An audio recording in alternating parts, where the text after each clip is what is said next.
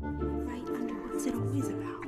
Really strange. She walked right past it. She got people inside their kitchen in plain sight, didn't they? This is obviously murder.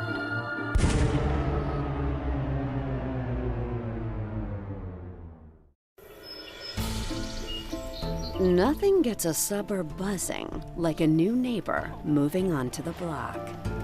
It's almost always a happy occasion on a small-town street. But when Craig Height moved into his late brother's home and announced his engagement to his widowed sister-in-law, it just looked really bad. the buzz was deafening. You see, Craig was the lone suspect in the killing of his brother and his father and the attempted murder of his mother. He's being investigated for his brother's murder, and he moves right in. It had been a few weeks since the funeral, and they're carrying on. It's obvious that they're together. This wasn't the first time Robin Height had been the focus of gossip in this small bedroom community. Craig's brother Carey married Robin 13 years earlier, a pairing that raised just as many eyebrows, but for different reasons. He was a quiet boy, nice, very respectful. She was kind of like a party girl. She was kind of a tramp. She had a reputation, and it was not a good one. It's not a good reputation. The Heights were sort of like royalty in Effingham County. I'm sure she looked at him and saw money. Yeah, I mean, that's what it seemed like from the outside anyway. That's what people said. During the recession, when the market collapsed, Carey worked day and night trying to help keep his daddy's business afloat. So he was practically never home, and that's when Craig comes in.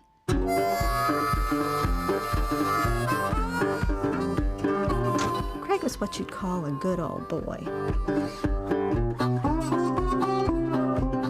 He wasn't good for much. Couldn't hold down a job, faked a back injury to land on disability. You'd never know they were brothers. Craig also had what doctors call a substance abuse problem. I'd say he was a junkie. Oxycodone. OxyContin or Oxy something. So you had Craig, who was this black sheep of the family. Meanwhile, his brother, Carey, had everything in the world. I think he looked up and saw something he could never be. Okay, got it. Got it. I'm sure he wanted everything his brother had. With no job and nowhere to be, Craig became the ideal companion for a bored housewife with more than her share of free afternoons. When you have two people spending that much time together, things can get inappropriate. Bringing our family all together. And as their feelings for each other grew, Amen. Robin and Craig were about to redefine the word inappropriate. Some people were shocked, but I mean, this was the same Robin we all grew up with. If she wanted something, she just went after it.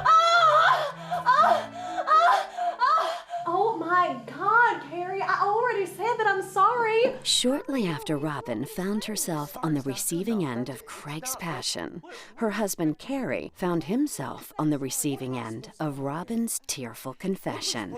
A confession which didn't stop Craig from denying the affair. I got a problem with you accusing me of something. Bigger than me? So then what happens is Craig and Carrie's parents get involved. Philip tries talking to Robin. Linda tries talking to Robin. Linda tries talking to Craig. And what I heard is that eventually they end up getting themselves into this showdown in the living room. I heard Craig pull the gun. I heard Carrie pull the gun. All I know is a gun was pulled.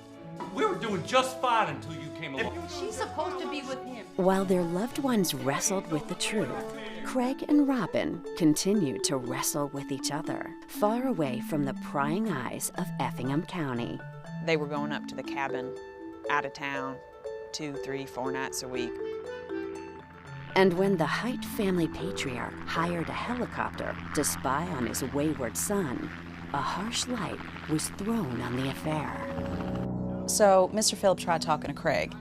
And he put his foot down and he said, "This has to stop, or I'm gonna cut you out of the will." Mr. Phillip had hit his limit. I want him out. Carrie told Robin he was leaving.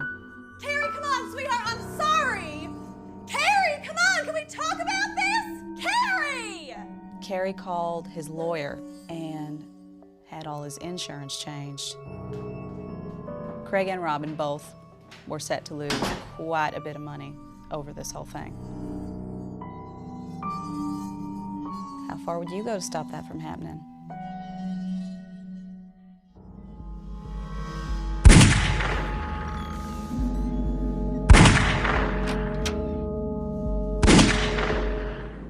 When a murder this big happens in a town this small, it doesn't take long for gossip to turn to speculation, and for speculation to turn to suspicion. In the 9 months that it took the police to put together a case, in that time, Craig moved in. 9 months. He's walking around after they died. 9 months. 9 months in which Craig and Robin gradually threw caution to the wind, continuing their affair in full view of a shocked community. The thing about Craig is he wasn't the sharpest tool in the shed. So when no one came around to arrest him, he must have thought he was in the clear. Craig had spent years jealous of his brother's life. Now it belonged to him. And as he set up house with Robin, the town began to murmur about the merry widow in their midst. If you weren't wondering about Robin by that point, that's definitely when you started wondering about Robin.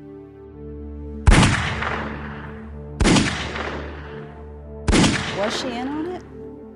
No one can prove anything, but money will make you do a lot of things. You have to think she must have had a moment or two in there where she thought to herself, I am sleeping next to the man who murdered my husband.